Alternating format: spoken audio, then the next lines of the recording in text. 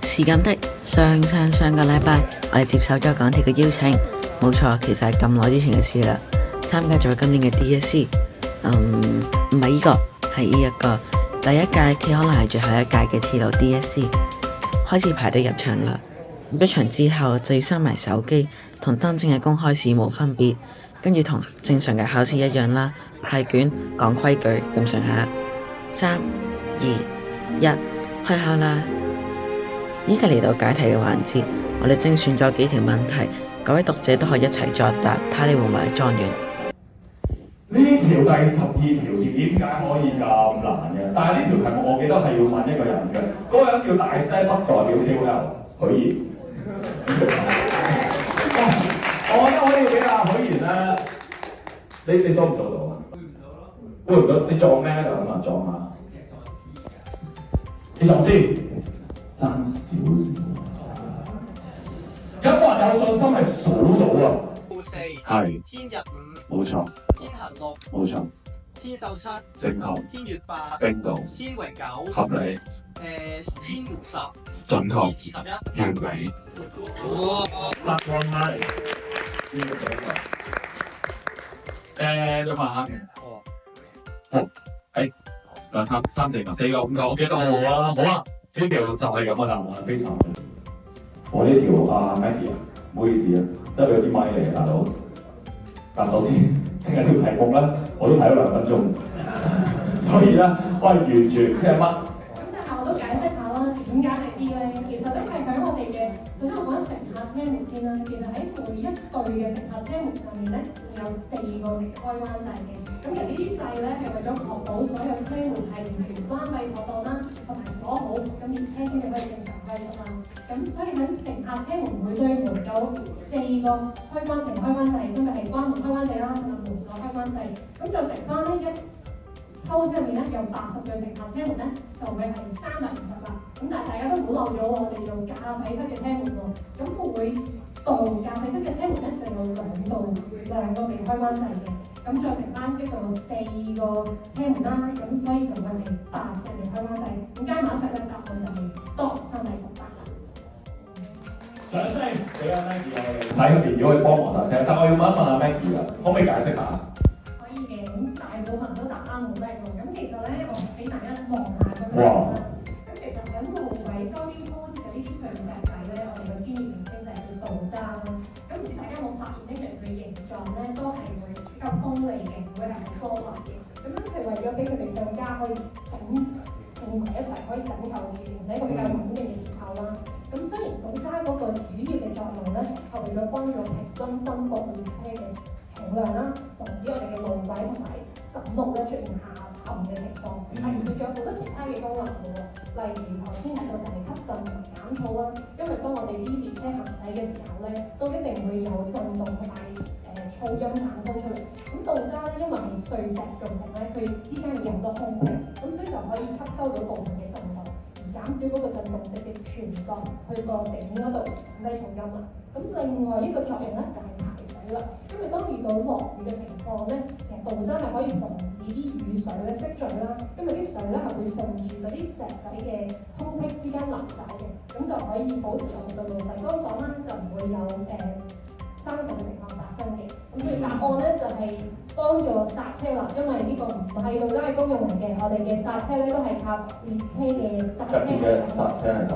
冇錯，非常準確同埋詳細嘅，多謝 Maggie。Thank you 啊！呢個問題我諗真係要專家出手先得啦。交流電嘅話咧，就可以減少佢喺長距離傳輸嘅時候嘅損耗。咁所以其實呢個梯度係一個物理嘅題目啊。當個電流越大嘅時候咧，嗰個損耗就會越大啦。咁所以我哋就唯有提升個電壓，咁個電流就會相對降低啦。咁從而就令到嗰個損耗降低啦。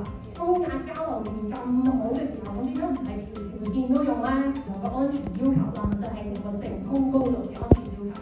咁淨空高度指嘅咧就係個架空電流同埋其他嘅結構物之間咧就嗰個垂直嘅距離喎。咁所以如果喺線路上面有好多隧道段嘅話咧，就要容納淨空高度嘅話就會比較困難啦。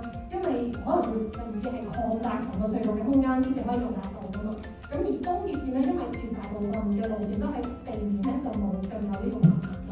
你係美孚，所以應該先答。荃灣線去到太子嘅時候轉觀塘線落鑽石山，用呢個屯馬線去到南昌東涌線嘅時候落去中環行過去，係啊，港島線駁住港島線冇錯啊，港島線就去到北角就上翻呢個將軍澳線去油塘，再轉翻觀塘線，再翻九龍灣，total 6條線。我呢個想法係32個站，最級無疑㗎。呢個題目係高質嘅題目嚟㗎。係啦，我哋非常好。頭先我本來原來有圖俾我去講㗎，但我背咗啊，俾掌聲我咁啊。都冇乜題目難到佢哋咧，其實係。不過我一陣要阿 Maggie 都同我哋講解下，即係監車暫時什麼東西。但係答案大家會覺得係。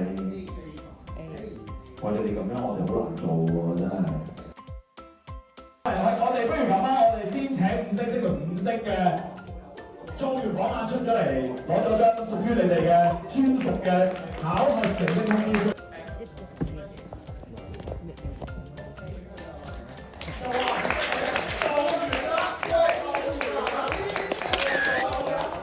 跟住係榜眼2位5星嘅，好，請2位5星嘅，一個係我同名嘅 Jaden， 小 Jaden 喎，同埋 Jaden， 恭喜晒 ，Jaden 恭喜晒。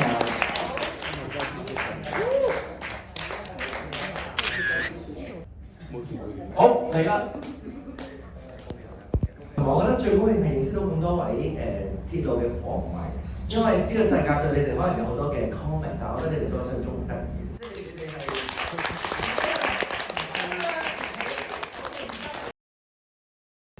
我覺得成績結果咧，佢係一個肯定，但係佢唔係最重要嘅嘢嚟嘅。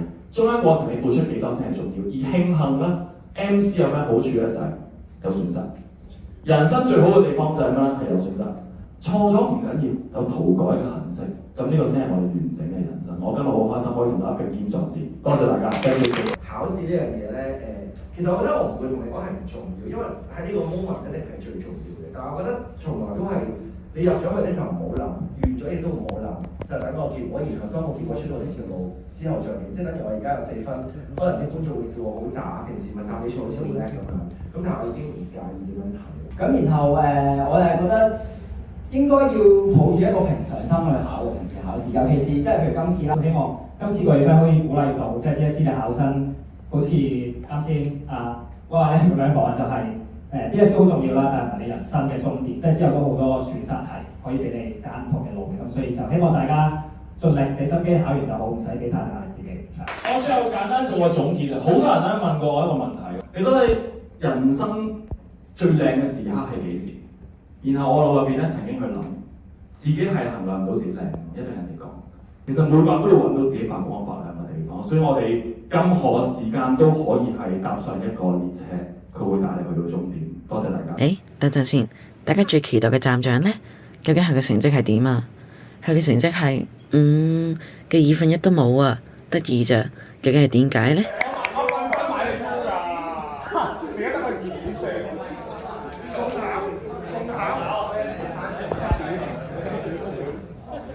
喂，上訴啦，快啲！喺佢嘅答題簿入邊幾乎係全對嘅，但係佢喺個 MC 嘅選擇入邊咧，就示範咗個反面嘅效果俾大家睇。